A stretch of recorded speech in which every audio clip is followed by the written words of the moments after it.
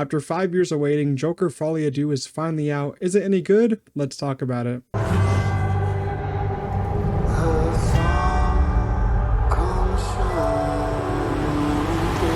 This new Joker movie basically follows Arthur in Arkham Asylum as he meets the new love of his life and finds music along the way. So if you didn't know, Joker Folie premiered at Venice Film Festival early last month. I think it was like September 4th or something like that.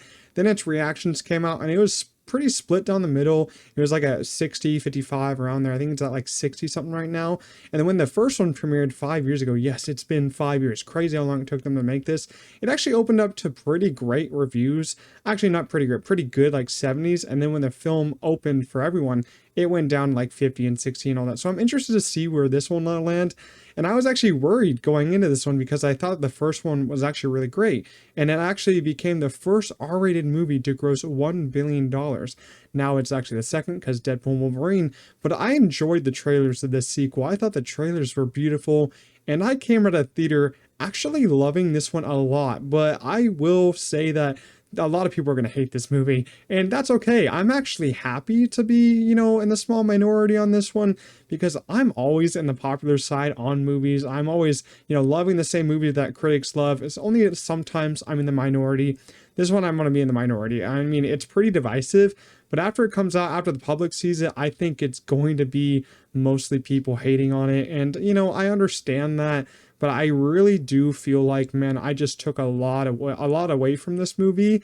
And I think I liked it more than the first one. Because I think the first one has aged kind of badly for me. Even though I still like it, I didn't actually feel kind of actually loving it like I did when I first saw it like 5 years ago. Like that was a movie of like the year that year that came out. It actually made a lot of shockwave and everyone had to go see it. That's why it grossed $1 billion. This one's not going to do that. This one's not going to make $1 billion, and I don't think it's going to be as rewatchable for people. But I am so excited to go rewatch it again. I saw it the early screening. Seeing it again Thursday, I'm very excited to see this again. This is a movie that takes a lot of swings, and I have to give Todd Phillips credit on going for those swings in such a mature way. I would kind of say that this movie is kind of like One Flew Over the Cuckoo's Nest mixed with the first Joker and with musical elements. And it is a musical, which they didn't really put in the marketing that well, which I think is just dumb. You should have put it in the marketing.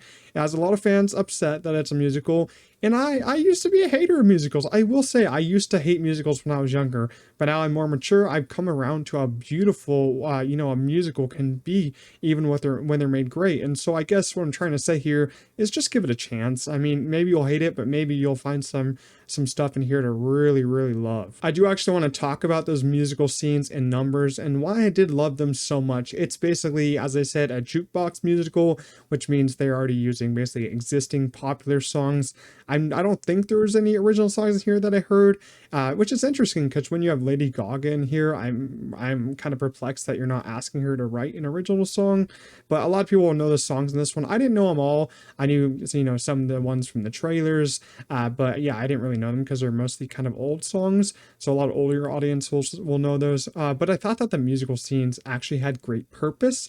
And because there's an actual scene in this movie where he goes to like musical class and where, one of the teachers says music makes us whole. It has a big meaning for everyone, in this prison system. I thought that was really a great way of explaining why Todd Phillips actually wanted to put music in this movie.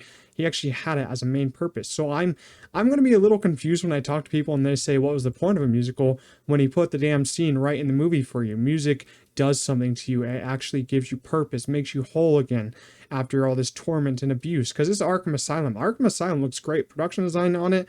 But man, the cell block, the opening scene in this movie, you can tell how abusive they get it in there. I mean, they are criminals, but does a criminal really deserve that much abuse? But the music does help for them. So I thought it had a great purpose. The set design and costume design and all the musical sequences were great. It's cool to see, Joaquin Phoenix back in that Joker suit after so many years. And we all know that Lady Gaga can sing because she basically is a singer. That's what she became popular for. But oh my God, I was not prepared with Joaquin Phoenix and how he's just letting it all go, man. He really does let it go for this role. I mean, he lost a lot of weight again, which is pretty unhealthy. He said he's not going to do that again. but I was so impressed by his voice. He has a great, his voice is not a perfect voice. It's kind of raspy in some areas, very low, kind of like goes all over the place when he's singing, which for a lot of singing instructors won't like. But I thought it was great because he's not trying to be perfect. His character isn't perfect. It's more of a broken character, and you can hear that in his voice how broken he is. And it's kind of like some of the musical scenes aren't, they're not in reality. They're kind of like visions, dream sequences. And I think that just adds to it because, like, it's not as weird as you think. It would be pretty weird if all the musical scenes were actually like taking place how they would be in real life. But it's mostly just like dream visions and all that. Don't be mad though, because it's not all a musical. It's also primarily a courtroom drama, which examines the aftermath of Arthur or Joker's actions in the first movie. So, the first movie, he killed like 5-6 people and all that. So this is, his trial. And I really do love a courtroom drama. So that's another reason why I love this. And what's interesting about this is that they're playing with the idea that Arthur Fleck and Joker are two different individuals here. In his head, basically. And when he needs protection, that's when Joker comes out. Like they're kind of talking about the idea of, when Arthur is getting bullied in the first film, that's when Joker comes out. And that's where Joker kind of does his thing. Because when he's kind of like when he's on the train in the first movie killing those 3 guys, he, gets bullied and all that. And then he starts killing him. He basically snaps and does what he wants to do. So that's actually a really, really interesting development that I thought was really well handled, and I think they could have explored that even more. Let's talk about the cast first. I'll talk about Joaquin Phoenix first as the lead Arthur Fleck / Joker. Another brilliant performance by him. This is what he won his Oscar for when this first came out, I think in 2019, and he deserved that Oscar. And I thought he gave another terrific performance in this one. I think he's even better than in this one because it's also a musical. He's playing with many different purposes, many different identities, and he's also singing at the same time. And he has a lot of great scenes in this one. I think he's just brilliant. Once again, Lady Gaga as Lee Quinzel, but he also calls her Harley Quinzel, so it's kind of interesting in here.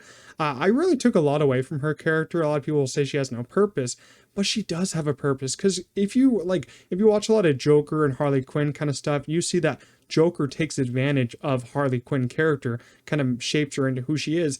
But in this one, Harley kind of takes advantage of Arthur Fleck. It is so awesome how they played with that and how they played with how basically Joker is her fantasy, not Arthur Fleck. She only wants Joker. So she kind of brings Joker out of Arthur again. It is kind of brilliant what Todd Phillips did there. Because there's only so many times I can see the same kind of story told with Joker taking advantage of Harley, making Harley, who she is, like a crazy maniac. But this one, kind of Lee brings Joker out of Arthur. I really did love that. You get to see Zazie Beetz again return just for a small scene. She's probably on set for like maybe one day. Brendan Gleeson was actually pretty great. He was one of the prison guards. There's one specific scene he had with Arthur here where he kind of beats him up, which I was like, oh my god, I kind of feel that. But he's actually in the movie for a decent bit. I thought it was great. Catherine Keener also is in this movie. Not going to give away her role because she's not really in the marketing. I loved her in this one though. Lee Gill is coming back as Gary, of course, from the first movie, who also worked at kind of like that clown agency. And this is the guy who Joker spared in the first movie because he was the one who's nice to him. And I gotta say, this guy almost brought me to tears in this movie. He has one specific sequence in the courtroom which just it broke my heart, man. It really did break my heart. And I think a lot of people are going to notice that scene. I think that scene is one of the best scenes in the whole entire movie. He really just did a great job at bringing the emotion here. And kind of, I can't even get into that scene, but I thought that scene just was heartbreaking. All right, we're going to talk about the ending, but I'm not going to give anything away, so don't worry about that. But the ending will be pretty divisive, just like the whole movie. I heard a leak about the ending. What would it be? Like the whole ending, I heard a leak about it like months ago, and I hated that leak. But surprisingly, it is not the actual ending. This actual ending actually worked for me a lot. And the more I think of it, it's kind of genius in my eyes. And it has a lot of meaning, especially when they're trying to describe certain characters in this movie. But as I said, it's going to be a pretty divisive ending, and I actually understand that compared to the whole movie. But the more I think about that ending, it is so perplexing. Let's talk about its Oscar chances. You know, this one was supposed to be a pretty big Oscar movie, and I really do want to, if it was up to me, I'd predict this for almost all the crafts and, you know, both Joaquin Phoenix and Lady Gaga. But as we know, it's getting hated on by a lot of people compared to the first one. The first one was hated on, but this one is getting more hated on. So I don't think it has those big chances anymore. Maybe it will get into some craft categories, which I think it should, even though it's pretty divisive. The cinematography is great. The score is once again great. Costume design is fantastic.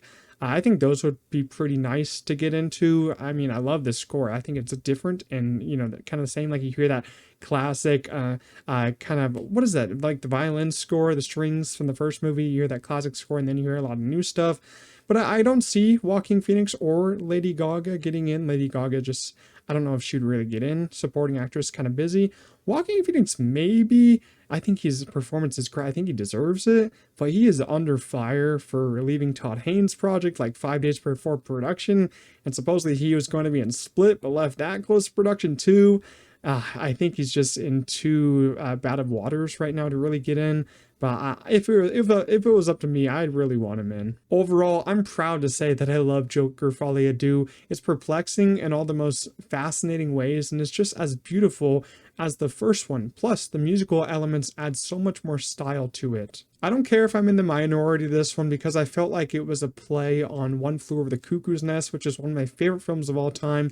It was cool to see Todd Phillips not play it safe this time and actually make something so different. Joaquin Phoenix and Lady Gaga are terrific playing against each other. They have great chemistry.